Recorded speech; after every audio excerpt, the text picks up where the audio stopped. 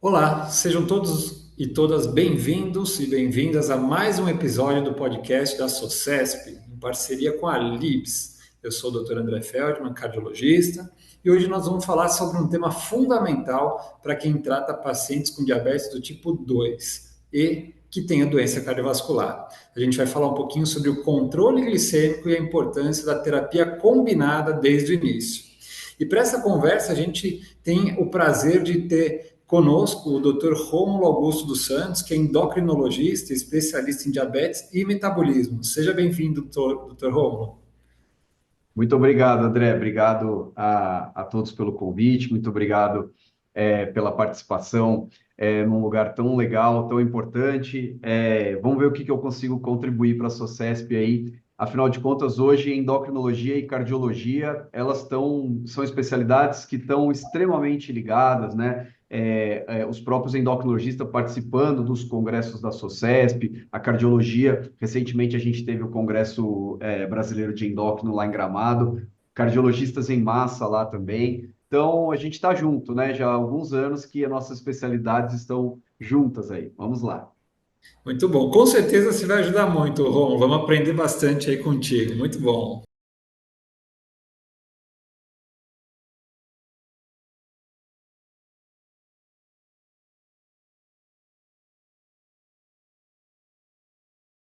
Vamos lá, a gente vai começar um pouquinho falando sobre a questão da relação sobre diabetes e doença cardiovascular, né?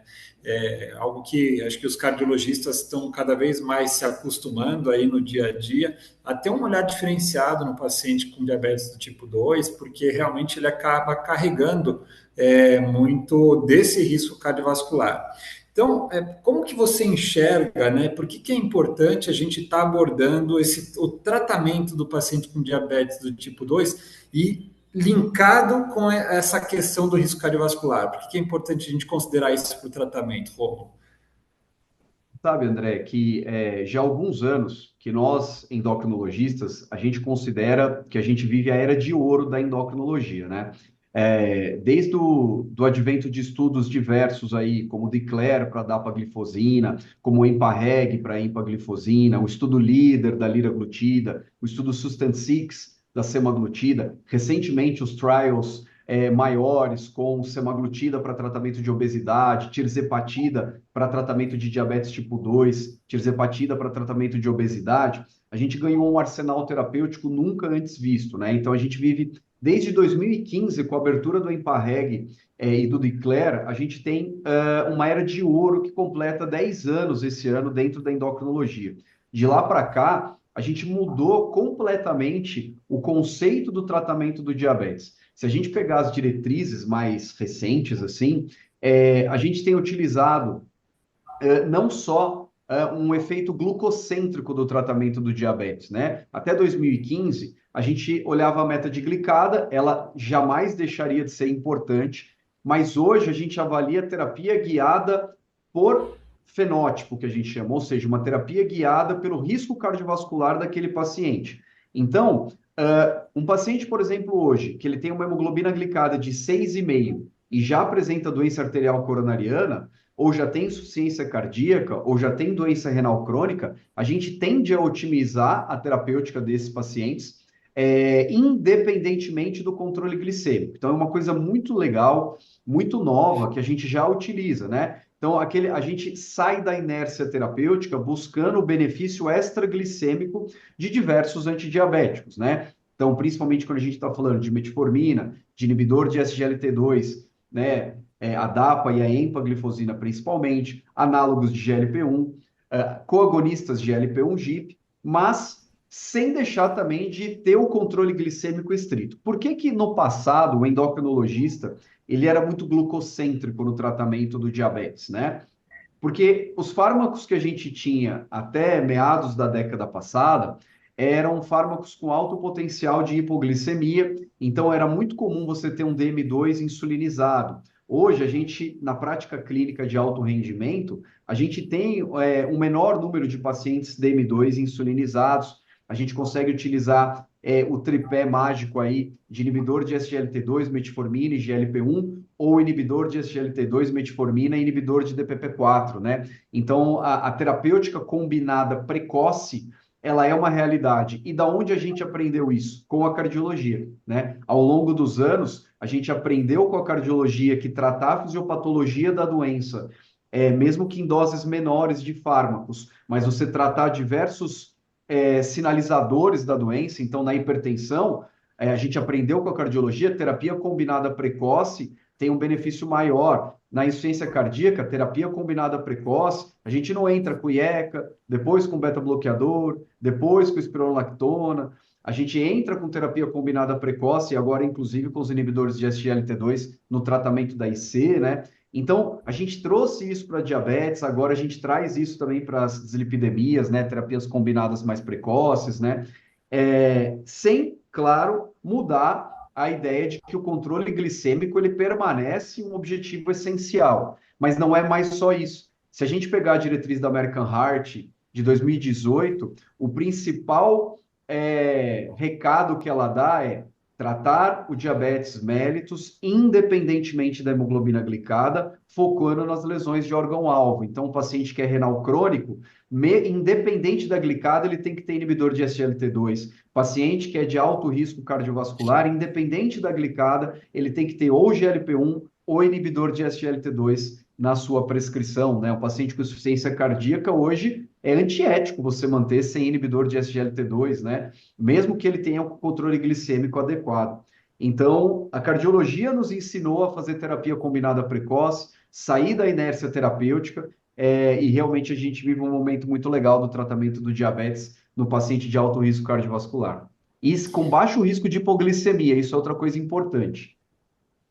E você comentou muito bem, Rômulo, acho que essa mudança aí, até das próprias recomendações das diretrizes, trazendo a questão do risco cardiovascular como um ponto que norteia a escolha do fármaco, né? Como você falou, é até antiético, depende do risco cardiovascular, a gente não utilizar alguns fármacos, porque antes a gente só falava em controle de glicada, nada que beneficiasse o paciente do ponto de vista de risco. Mas hoje não, isso mudou e a gente tem fármacos que têm, além do controle de hemoglobina glicada em maior ou menor potência, depende do fármaco, mas benefício cardiovascular em alguns e outros nem tanto. Então, escolher de acordo com o perfil do paciente é fundamental, e você trouxe muito bem isso. E um ponto que você pincelou, Romulo, que eu acho que é interessante, é a questão da terapia precoce e terapia combinada precoce, né? Porque tem a questão de bloqueio de várias vias, aquele octeto do Defronzo, que ele defende muito a gente atuar em várias vias, né? Exato, exato. E eu acho que é interessante você comentar, porque hoje a gente consegue fazer associações, como você bem falou, com baixo risco de hipoglicemia, potencializando a redução de glicada para atingir as metas e fazendo associações. Talvez o melhor caminho é a associação. Você concorda com isso? André, eu concordo 1000%. Assim, hoje, quando a gente está falando de controle metabólico, né, é interessante que o octeto de Defronzo ele já está aumentado. A gente já tem 9, 10 fisiopatologias guiadas aí, a gente vai conhecendo cada vez mais, né? Mas o octeto de Defronzo ele guiou a terapia do diabetes por décadas, né? Inclusive o desenvolvimento das moléculas se baseou no octeto de Defronzo. Então, o paciente diabético ele tem aumento da reabsorção tubular proximal de glicose. Vamos fazer o inibidor de SGLT2. O paciente diabético ele tem uma alteração do sistema incretínico. Vamos fazer os incretinomiméticos, né? Ou os inibidores de DPP-4, ou os análogos de GLP-1. Existe o efeito central hipotalâmico no metabolismo do balanço energético. Vamos fazer os GLP-1, os coagonistas GLP-1 com GIP. E aí foi se crescendo, né, a fisiopatologia, inclusive com fármacos ajudando em mais de um local. Então, hoje, o que a gente fala de boa prática clínica é terapia combinada precoce. Então, em pacientes diabéticos, a monoterapia, que antes era uma regra no início do tratamento, hoje ela passa a ser uma exceção. É muito raro o paciente que você vai deixar uma droga apenas, né? Porque teria que ser aquele paciente com glicada de 7 a 7,5, sem qualquer tipo de fator de risco cardiovascular, ou seja, é muito exceção esse paciente. né? A partir do paciente com glicada acima de 7,5 ou que tenha glicada abaixo de 7,5 já com complicação renal ou cardiovascular, você na primo prescrição, você já tem que fazer terapia combinada. E muitas vezes até com 3 drogas, tá? Então, vou te dar um exemplo. O paciente que é renal crônico, e renal crônico não precisa ser um paciente dialítico, sempre lembrando, né? Para você considerar um paciente renal crônico, ele já tem que ter, se ele tiver uma bulminúria, por exemplo, acima de 30 miligramas por grama, você já é doente renal crônico, mesmo que você tenha uma taxa de filtração glomerular de 90, né? Então, não é só a creatinina que define o estadiamento de doença renal crônica, inclusive as últimas diretrizes consideram aquele paciente de acordo com a escala da albuminúria pela taxa de filtração glomerular, pacientes até de muito alto risco cardiovascular, né? Pacientes que têm albuminúria acima de 300 já são considerados renal crônicos avançados de muito alto risco, né? Então, independente do controle glicêmico, passa a ser a terapia combinada uma regra de prescrição e não a exceção de prescrição como era no passado, né? E já hoje é boa prática clínica você prescrever terapia combinada. E o bom é que nós temos vários fármacos que já permitem essa terapia combinada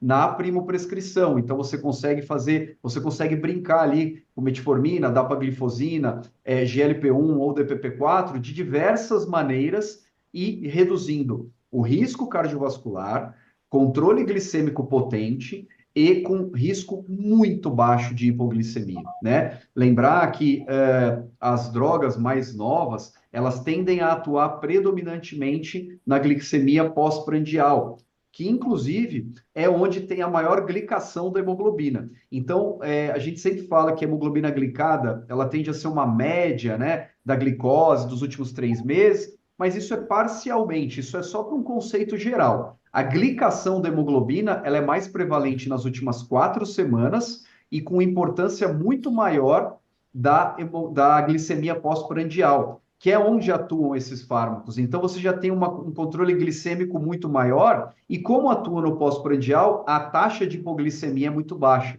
Você pega DPP-4, pós-prandial, você pega inibidor análogo de GLP-1, pós-prandial, você pega inibidor de SGLT2, tanto jejum quanto pós-prandial, metformina, tanto jejum quanto pós-prandial. Então, a gente consegue ter um controle da glicada com uma taxa de hipoglicemia irrisória e com efeitos colaterais extremamente raros e bem tolerados, né? Se a gente está falando, por exemplo, de DPP-4, você tem lá relato na bula, mas assim, é quase ausente a taxa de efeitos colaterais, né? Os inibidores de SGLT2, tanto a DAPA quanto a empaglifosina, taxa muito baixa de efeitos colaterais. Você tem que tomar alguns pequenos cuidados aí, né? Paciente que entra com inibidor de SGLT2, se ele já estiver usando de diurético, considerar reduzir 50% da dose para não dar hipotensão, principalmente em idosos. Não é contraindicação infecção do trato urinário. Algumas infecções geniturinárias podem aumentar de risco, mas a higienização local já diminui bastante esse risco, principalmente em mulheres. Então, tem vários cenários, os análogos de GLP-1 têm efeitos no trato gastrointestinal, um pouco de náusea, alguns pacientes com constipação intestinal, mas se houver a titulação da dose, gradualmente você minimiza bastante esse efeito, algumas orientações dietéticas você minimiza esse efeito. Então, a gente consegue fazer uma terapia potentíssima, de cara, que o paciente fica extremamente feliz pelos resultados rápidos de controle metabólico e sem hipoglicemia, que era o terror nosso no passado, né? A gente tinha muito medo de hipoglicemia, a gente viveu uma era em que você tinha que chegar, muitas vezes, em associar fosfonilureia com insulina, né? Então, isso é coisa, assim, para os livros de história, né? Hoje, agora, a gente vive uma era bem diferente. Então, a Graças a Deus. primoprescrição, graças a Deus, né? A primoprescrição extremamente potente, com baixo risco de hipoglicemia, faz com que hoje a gente tenha extrema tranquilidade em sair da inércia terapêutica. Acho muito legal que você está falando dessa questão das associações. Eu só vou lembrar o pessoal que tem uma associação de fármacos que não combina muito, que é o análogo GLP-1 e o inibidor de DPP-4, porque eles atuam na mesma via, né? E só para o pessoal ficar esperto com isso, né? Mas assim, se a gente for Perfeito. pensar, quer seja você vai pelo caminho, por exemplo, de uma metformina, um inibidor SGLT2, e para quem puder financeiramente arcar, um análogo GLP-1, por exemplo, uma baita prescrição super boa, excelente. mas também um custo mais acessível para uma parcela que às vezes não tenha ou não consiga por um período prolongado, ou fazer uso desse tipo de associação que é um pouco mais custosa. Por exemplo, a metformina, o inibidor SGLT2, que muitas vezes o pessoal consegue pegar até na farmácia popular, e o inibidor DPP4, né, com uma tripla terapia que você comentou que é super segura, é uma opção completamente 100% via oral, né, e uma associação de 3 fármacos diferentes. Então, os dois caminhos são muito bons, com baixo risco de hipoglicemia, com uma potência muito grande, e até para te fazer uma provocação, independente de qual desses caminhos, com um análogo de um lado ou com inibidor DPP4 do outro, por exemplo, através de triplas terapias, você acha que é possível a gente repensar, tentar chegar numa meta terapêutica mais de 6,5, 6, uma vez que o risco de hipoglicemia nas duas situações é muito baixo, e a gente tentar ir um pouquinho mais para esse lado do que ficar só no set das diretrizes? O que você acha aí, Romo? A pergunta é sensacional. Só para os cardiologistas, né, para você ter uma alusão, se você der GLP-1 com DPP-4, é a mesma coisa que você dá IECA e BRA ao mesmo tempo. É uma analogia assim, que é o que você falou, não é uma correlação medicamentosa que funcione bem.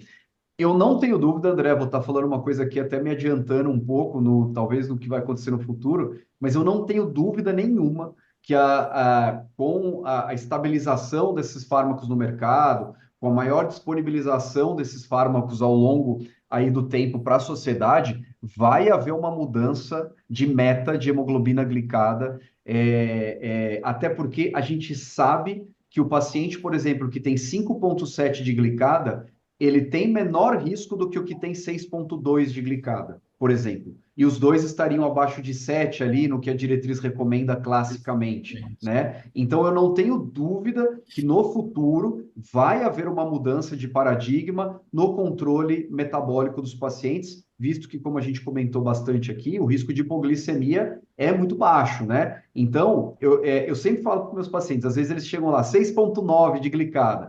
Eu falo, olha, dá para a gente melhorar, você não vai fazer hipoglicemia. Nossa, doutor, mas era 12 a minha glicada, né? Não, dá para a gente melhorar. Inclusive, com o advento desses fármacos mais potentes, André, a gente já começa a falar, obviamente, não em cura de diabetes, mas a gente está começando a falar em remissão de diabetes, né? Muitos pacientes evoluindo com glicada abaixo de 5,7, sem fazer hipoglicemia e mantendo o benefício cardiovascular e renal independente do controle glicêmico, né? Então, manter esses fármacos de longo prazo é uma excelente alternativa. Eu não tenho dúvida que num futuro não muito distante, o alvo de glicada ele será revisto, né? Dentro ali do que a gente considera alvo, tem alvos melhores, né? Ah, muito bom, excelente. Acho que é a visão que eu compartilho também, e é bem como o que você falou, assim, é lógico que a gente tem que ter um cut-off, a diretriz tem que estabelecer, mas assim, individualizando no dia a dia, a gente sabe, né, que 5,8, 5,9 é melhor do que 6 e alguma coisa. Então, se a gente tem possibilidade de, no nosso paciente, você está vendo no consultório individualizando, ter essa visão é importante, porque às vezes tem paciente que está lá com 2 fármacos, né? Está com 6,3, 6,5 de glicada, e você fala, não, já tá bom, tá abaixo da meta. Mas às Tá vezes no vale a pena alvo. você tentar o alvo, exatamente. Aí você coloca mais um fármaco lá, às vezes até em associação, no mesmo comprimido, a gente tem algumas associações, nem vai aumentar o número de comprimidos, mas você potencializa o Exato. benefício do paciente. Isso acho que é muito legal.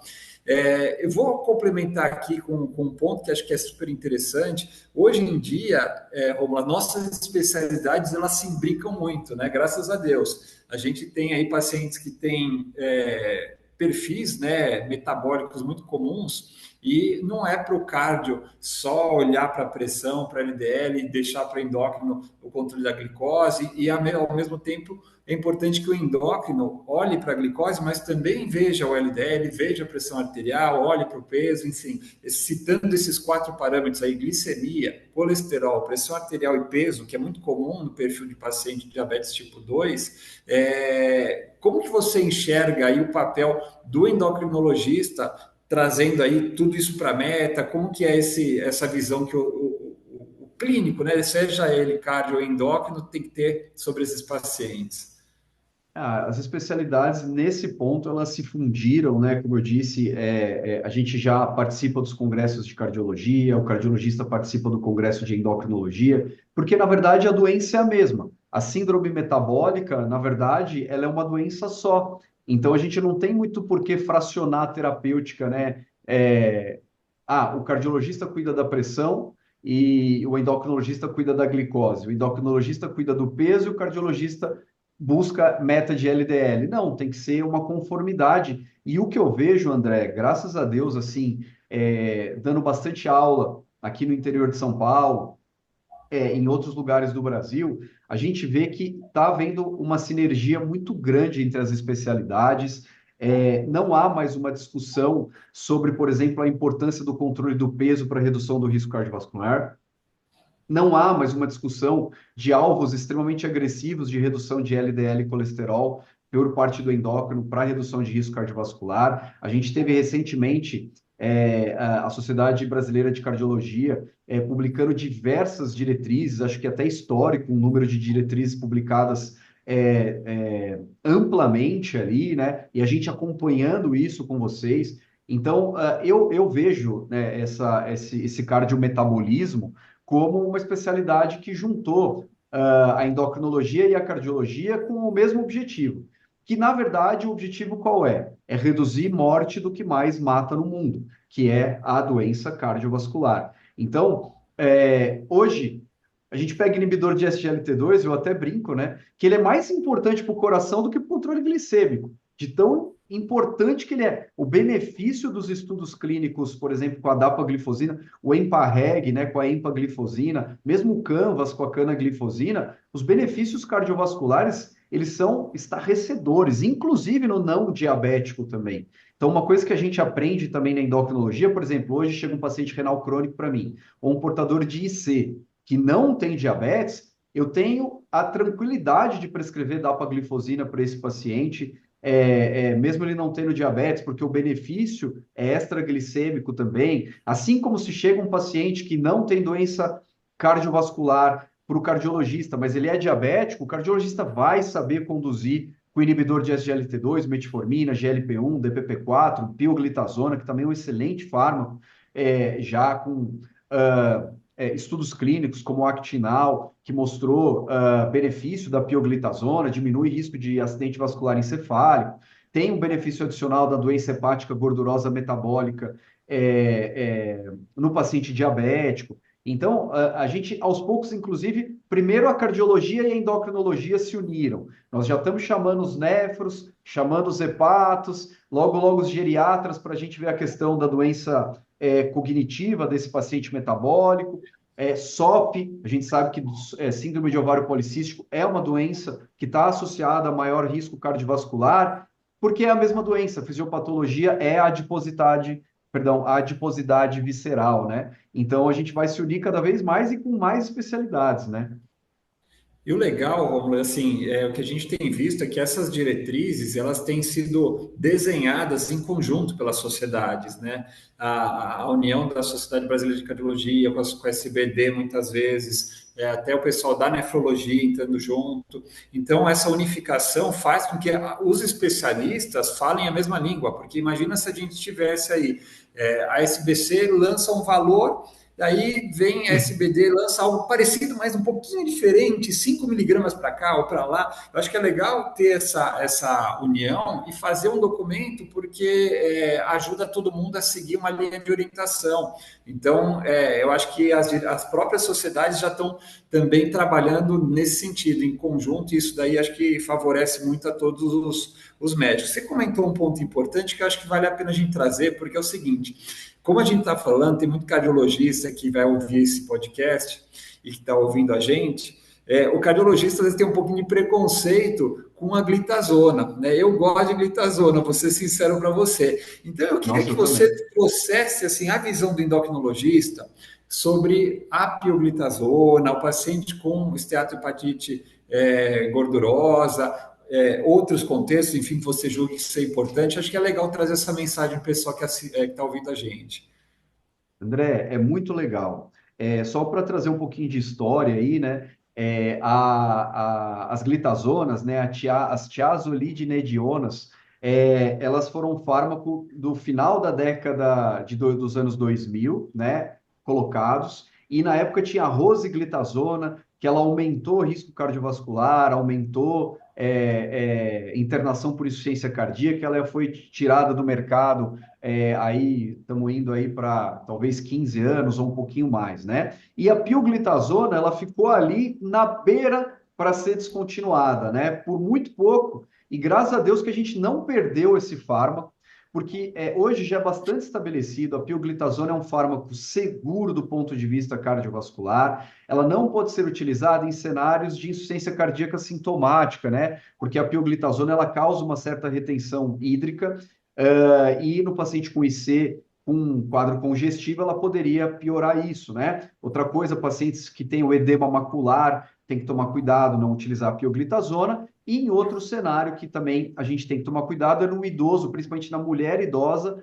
com risco de osteoporose, porque as glitazonas, elas podem aumentar um pouquinho o risco de fratura atípica. Mas no geralzão do paciente do dia a dia do consultório, fármaco espetacular. A pioglitazona eu uso muito e ela ganhou muita força quando nos pacientes diabéticos, principalmente aqueles com FIB4 mais aumentado, né, que é aquele score de risco de fibrose hepática, que a gente utiliza TGO, TGP, idade e plaqueta, né? Então, o FIB4, se ele tiver de intermediário a alto risco, você deve entrar com a pioglitazona para esses pacientes diabéticos tipo 2, principalmente, né?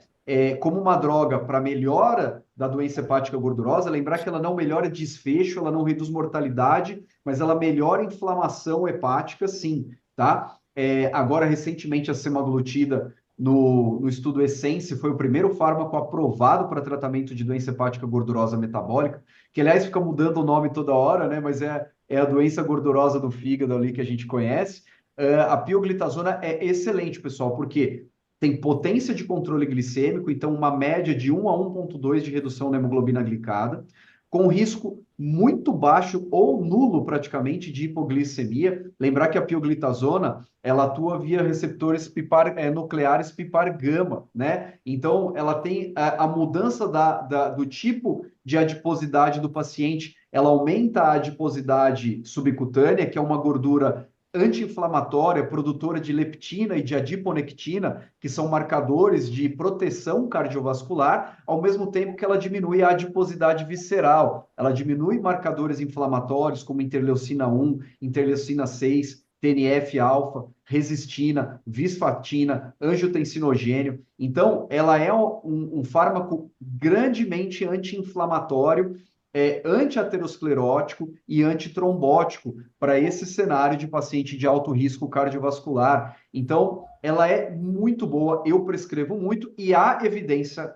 já bastante robusta da redução do risco de acidente vascular encefálico isquêmico com o uso da pioglitazona na dose média aí de 30 miligramas por dia, fármaco com baixíssima taxa de efeitos colaterais, redução de eventos cardiovasculares, com maior robustez para manifestações cerebrovasculares. Então, ela é um aliado, sim. O cardiologista não precisa ter medo de utilizar. Apenas se for um paciente com insuficiência cardíaca sintomático da IC, dos sintomas de congestão, tanto pulmonar quanto sistêmica, esse fármaco deve ser deixado de lado. Mas naquele paciente que não tem insuficiência cardíaca, pró-BNP controlado, e que tenha diabetes tipo 2, principalmente com doença hepática gordurosa, vai tranquilo que ele vai te ajudar muito nesse cenário, né? Maravilha, eu quis trazer essa mensagem para os cardiologistas porque eu acho que assim é importante a gente desmistificar um pouquinho a pio dentro da nossa classe. Os endócrinos têm muito mais não tem nenhum pé atrás com relação ao fármaco, porque o cardio às vezes fica um pouquinho com o pé atrás. A gente falou bastante de inibidor SGLT2, a gente falou agora da pioglitazona, a gente comentou dos análogos e falou também do inibidor DPP4, mas eu queria trazer um pouquinho mais o inibidor DPP4 aqui para discussão. Existem alguns estudos comparativos, né, da linagliptina com a vildagliptina, isso em associações, né? Então tem um estudo aí que comparou metformina, linagliptina e dapaglifosina, né, que é uma das associações que a gente até comentou lá atrás como sendo uma tripla terapia bem legal, versus a metformina, a vildagliptina e a dapa, né? E se você puder trazer um pouquinho desse estudo, qual foi o principal achado aí, como que foi isso aí, essa comparação? Legal. Uma coisa interessante é que DPP-4 a gente tem diversos, embora seja uma classe específica, a gente tem diversos DPP-4, provavelmente é a classe com maior opção terapêutica no Brasil, né? A gente tem a sitagliptina, a vildagliptina, a saxagliptina, a alogliptina, a linagliptina, a evogliptina, então tem um montão de gliptina com características específicas, né? Mas de todas elas, a mais estudada com robustez para desfecho cardiovascular é a linagliptina. Então, a gente tem trials, né, CVOTs de segurança cardiovascular, a gente tem o TEPOS, por exemplo, com a CITA, que teve não inferioridade ao placebo em termos de risco cardiovascular. Com a Lina, a gente tem tanto o estudo Carolina quanto o estudo Carmelina, que avaliou em diferentes cenários, mas inclusive um deles com comparativo ativo com sulfonilureia, principalmente com a glimepirida. E a Lina é a mais estudada do ponto de vista de segurança cardiovascular. Então, as que têm maior robustez de segurança cardiovascular, com estudos a CITA e a Lina com mais estudos ainda em relação à CITA. Ela tem 2 trials de segurança, a CITA tem um, que é o TECOS, né? E a Lina tem o Carmelina e o Carolina. A Vilda, ela não tem um grande estudo de segurança cardiovascular. A alogliptina, a gente tem um estudo de segurança e ela teve ali numericamente um maior risco, mas estatisticamente não significativo. E a gente tem que tomar um pouquinho de cuidado com a saxagliptina. O estudo SAVOR mostrou aumento de internação por insuficiência cardíaca. Então, só dando uma revisada nos parâmetros gerais aí, para trazer que a gente tem um estudo relativamente recente, é um estudo curto, se eu não me engano, de 12 semanas, que fez o comparativo para controle glicêmico como desfecho primário, o desfecho duro dele era DAPA mais metformina mais lina versus DAPA mais metformina mais vilda. E uma coisa interessante aqui, que para esse estudo ficar mais real, a gente sabe que a dose da lina é 5 miligramas uma vez ao dia, e a lina não precisa de ajuste para a função renal, mesmo no paciente dialítico, né? A linagliptina, ela pode ser utilizada em pacientes até dialíticos, porque a excreção dela é mais de 90% biliar, né? Mas eles usaram aqui, André, a vildagliptina de liberação prolongada. Então, é uma formulação que a gente não tem aqui no Brasil, foi feito com a Vilda, que a gente geralmente usa pacientes com função renal preservada, 50 miligramas 2 vezes ao dia, né? Aqui eles utilizaram a formulação, se eu não me engano, SR, de liberação lenta, 100 miligramas uma vez ao dia. Então, a gente não teve o viés de dificuldade da tomada da medicação por ter que utilizar mais de uma vez. Então, a gente tinha uma vez ao dia tanto a lina quanto a vilda. E a potência do controle glicêmico da lina foi superior. A gente teve uma redução de glicada dessa combinação DAPA, metformina, lina, de 1,59% versus 1,25% no grupo que era DAPA, metformina e vildagliptina de 100 miligramas, né? As duas combinações foram extremamente bem toleradas, o peso teve a se manter estável, como já era esperado, né, com essas formulações, mas em termos de potência de controle, o grupo Lina, ele foi superior ao grupo Vilda, né? Eu gosto muito da linagliptina, é um inibidor de DPP-4 que eu uso bastante aqui na minha prática clínica, porque a gente não precisa se preocupar com função renal. Hoje, a lina, existe uma combinação fixa, né, com o inibidor de DPP-4, com o inibidor de SGLT2, que a gente sabe que tem a lina com a EMPA. Acredito que em breve a gente vai ter outras combinações da lina com outros inibidores de SGLT2 também. A gente tem esse fármaco bastante disponível. É um fármaco ausente de efeito colateral, potente no controle glicêmico, com risco zero de hipoglicemia, e se você fizer o comparador ativo, com outro inibidor de DPP-4, no caso com a Vilda, você tem um controle glicêmico um pouco superior aí com a linagliptina. Desculpa se eu me estendi muito na Não, explicação. não, foi perfeito. E tem uma combinação da lina com a metformina também, né? Que é Exato. útil aí, facilitando a posologia. Também é uma possibilidade de combinar a lina com a metformina. Mas você trouxe, de uma forma bem resumida e bem objetiva, uma mensagem importante para os cardiologistas, né? Porque o cardiologista é um pouco meio que obcecado no bom sentido por estudo, né?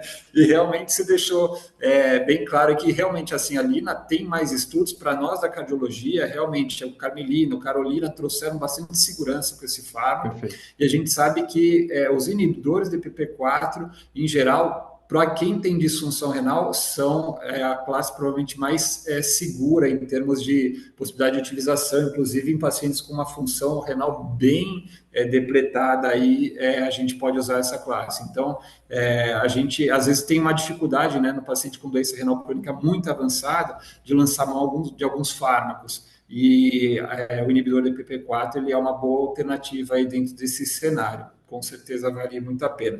E última mensagem, antes de você dar a mensagem final, acho que assim, quando a gente tem dificuldade de usar tudo isso por questão de custo e tal, e eu tiver que lançar mão de sulfonilureia, qual sulfonilureia para o paciente cardiopata seria menos pior, Rômulo?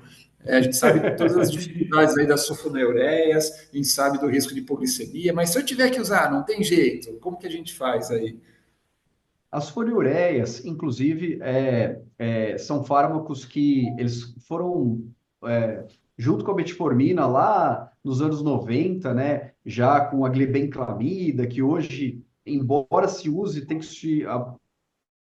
praticamente eu recomendo que não se use a glibenclamida, porque é uma sulfonilureia de altíssima potência, com meia-vida extremamente longa e é uma causa ótima de hipoglicemia, ela sim, né? Dentro das sulfonilureias, as mais seguras são a glimepirida e a gliclazida, principalmente a gliclazida MR, a gente tem mais estudos com ela, né? Existe uma certa tendência de, nossa, mas além do risco de hipoglicemia, ganho de peso, né? Lembrar que nos últimos anos isso caiu um pouquinho por terra, existe uma tendência de ganho de peso, mas muito abaixo do que a gente pensava com a glicazida, tá? A glicazida, ela tem uma tendência de ganho de peso, depois uma estabilização rápida, né?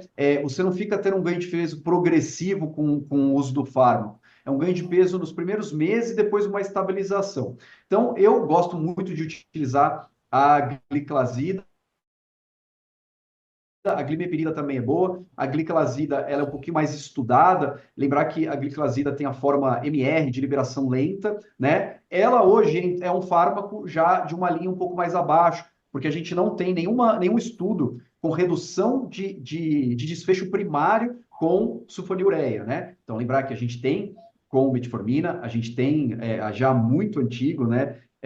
O KPDS nos mostrou isso, depois veio com os inibidores de SGLT2, com o Emparreg, com a dapaglifosina, o DAPA-HF, o DAPA-CKD, que, aliás, assim, para mim são estudos históricos que tinham que estar obrigatório para todo estudante de medicina ler, né? O DAPA-HF, o resultado é um absurdo, assim, né? É um NNT, se eu não me engano, de 21, o DAPA-CKD é um NNT de 19, umas coisas absurdas, assim, né?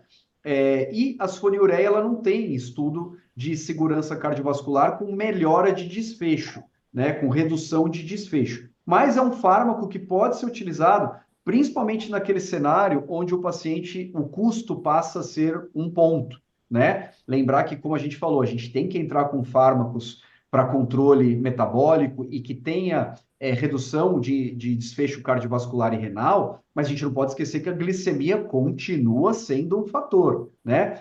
Uma prescrição que eu adoro, assim, André, é o que você falou, é fazer a combinação fixa de lina com metformina para esse paciente que tem que economizar e a DAPA, por exemplo, ele pegar pela farmácia popular e, caso necessário, Sim. se entrar com uma terapia quádrupla, uma sulfonilureia também. Então, por exemplo, se você pegar a combinação fixa lina com metformina, mais a DAPA pelo alto custo, e uma sulfonilureia, por exemplo, você consegue com um tratamento aí com cento e poucos reais por mês fazer um tratamento quádruplo para esse paciente, né? Então Excelente. você tem hoje como tratar muito bem aquele paciente que muitas vezes até está no SUS, aquele paciente que está no consultório privado, mas tem uma questão do custo, né?